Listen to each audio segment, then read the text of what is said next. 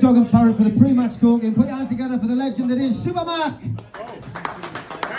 Hello. Hi everyone. Well, Malcolm, it's a strange old game, and a funny old game, as Jimmy Greaves used to say. Newcastle United now 3 defeats, 2-0 defeats, but against 3 teams that Newcastle probably still aspiring to be at that level, aren't they? Liverpool, Manchester City, Manchester United. Obviously a different game today, and we'll look at that. But what have you made of the let's talk about the cup final first. What did you make about the cup final? The whole, the atmosphere, the experience Newcastle fans will have, Newcastle United fans had, but the experience that the team will have had as well. Well, as far as the team is concerned, they couldn't have been very happy with the way things went at all, and perhaps even to the point where it was a little bit on the embarrassing side.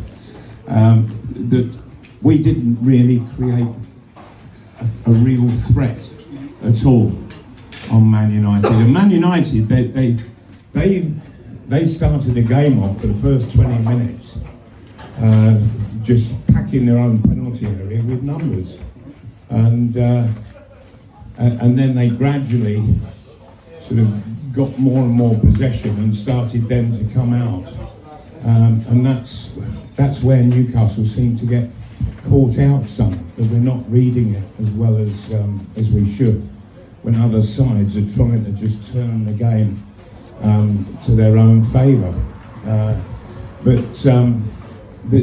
I thought the support that the team was getting was absolutely fantastic. It really was absolutely incredible, and I think it's absolutely brilliant the way that the club and the flag suppliers have got together. Yes, and have supplied everybody to really go and make a great showing. And if I were in the dressing room coming out to that, wow, I would be so impressed. I really would. And it's always, it gives you a boost, gives you a great boost. But just at the moment, I'm concerned about what's happening up front, or perhaps I should say what's not happening up front. And I think that there's going to be changes today. Manchester City last week, it was out of the frying pan and into the fire. But they're a great team. They proved it time and time again. Pep Guardiola, one of the best managers in the world. But Newcastle United went there last week and they gave it a go. And that's all really supporters want to see. Newcastle United giving it a go. And Pep Guardiola came out after that game and he said, fair play to Newcastle. They came and gave it a go. And the fact that we can't score goals at the minute is the only thing that really is letting us down.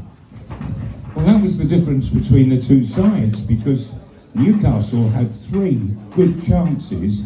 Manchester City only had 2. The difference being that they scored from both of them, and really they didn't really have any other further efforts on goal at all. Man United, there were clear chances from Newcastle United. There were clear chances, and they weren't being taken, and that really is frustrating. There's probably going to be change from what it was last week to what it will be this week, and I can understand that. In terms, just an interesting little fact that I came across in terms of the game today, and I think we were aware that Newcastle they've scored 3 league goals this season only, and they've been scored each by the forwards, Almiron's, Isaac and Wilson, and so that really isn't good enough. In all the other competitions, it's all been midfielders and defenders who have scored, which is a little bit strange.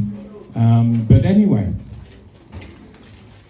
Wolves, the opponents today, the last time a Wolves forward scored was exactly 1 year, 2 days ago. The last time a Wolves forward scored. They haven't scored in over a year now. And so you can see why Wolves, they're actually the lowest goal scorers, equal with Everton before yesterday,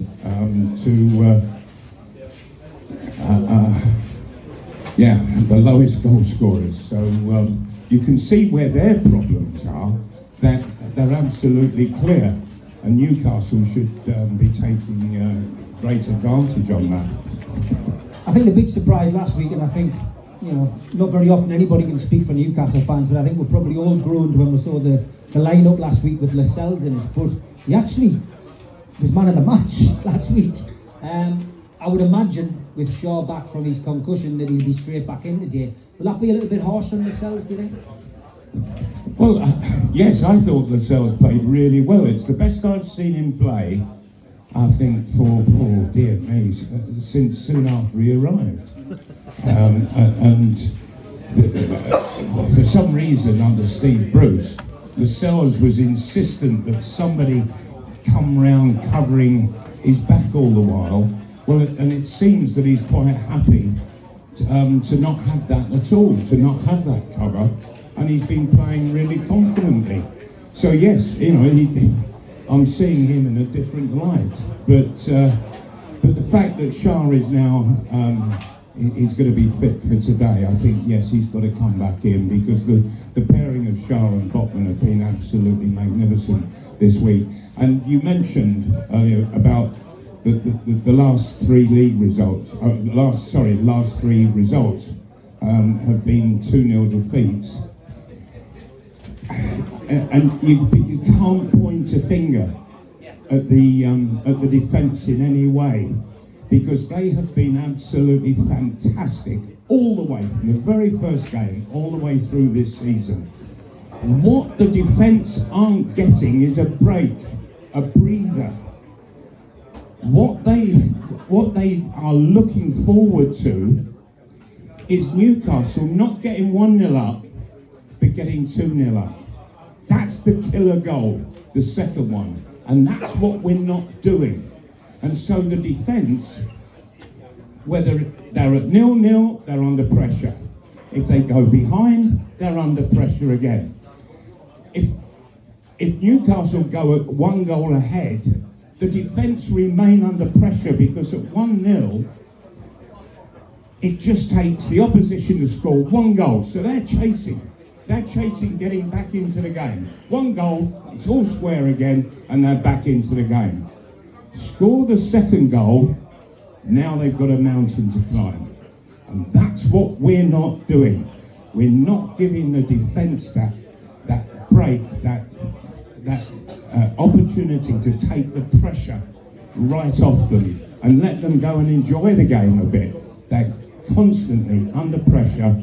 And okay, they've wilted a little in the last 3 games, but I can't blame them in any way. They're not being given any let up by the forwards, and we need that to happen. And if ever there was a day for it to happen, today is it. Talking about forwards, what would you do if you were managing Newcastle today? Wilson, 1 goal in 14 games. Isak, a £60 million player, chomping at the bit to get involved in the attacking play. Anthony Gordon, £40 million. Can I keep him on the bench? It's £100 million worth of talent. What would you do today against Wolves? Kick him up the arse and say, it's about time you bloody well scored, each and every one of you. Would you play Wilson? I personally will play Wilson. Now, at the moment, I think he's suffering a bit. I haven't seen him sprint for a very long time, and I think that he's got a bit of hamstring problem, and it might be a problem that he's having to carry and will carry for some while. But he is the best target man in the club. Isaac doesn't like playing with his back to goal. He wants to be coming onto things all the while. And so Wilson is the best with his back to goal. Play him, play Gordon and Isaac as like two inside forwards coming from that little bit deeper for knockdowns from Wilson. And I think that would work absolutely brilliantly. Some might say harsh on St Maximin and Almiron. Neither are getting crosses in, neither are getting shots in. And St Maximin has the ball usually in a game more than any other player. But he doesn't actually, he might crowd please, but he's not doing anything for the team. And because of that, there's an awful lot of time being wasted. And all of that time being wasted is when Newcastle are in possession of the ball. And it's all down to St Maximin. He has got to do so much more. And he's not. And I don't think he realises just what is actually important on a football field. I'm going to go back to Norwich when they were last in the Premiership. I watched St Maximin get the ball on the left wing, and Norwich, they were sort of sitting like 6 and 7 people in a line outside their box. And St Maximin, he went across a defender, across another, and he took the ball across all the defenders, all the way to the far touchline, turned round and came back across the front of the same 7 defenders. He never once looked just to deviate and nip between 2 defenders and get in on goal. He never thought about it. It wasn't in his head, I'm going to get in there, I'm going to duck in there, see if I can get a shot in. And so if he's not thinking about that, if he's not wanting to do it, why is he in the team? For me, he'd be well suited to a circus, but he is not doing the responsible, necessary things to win football matches in the Premier League. Okay, Wolverhampton Wanderers, it's St James's Park today. How do you see this one going, Mark? The stats that I've just previously mentioned, I would have those pinned in very big letters and numbers on the notice board in the dressing room, and I would be pointing it out to all of the players. This team struggled to score goals, seriously struggled to score goals. They have scored the least this season so far in the Premiership. They have not had a forward score a goal since a year and 2 days ago. That is unbelievable. And so, if the defence really do their job, then we are assured of a clean sheet. Okay, what a great way to start. We're pretty assured of a clean sheet. Now all we've got to do is attack at the other end and start getting shots in. And I'm going to be counting how many attempts the whole team have at the opposing goal.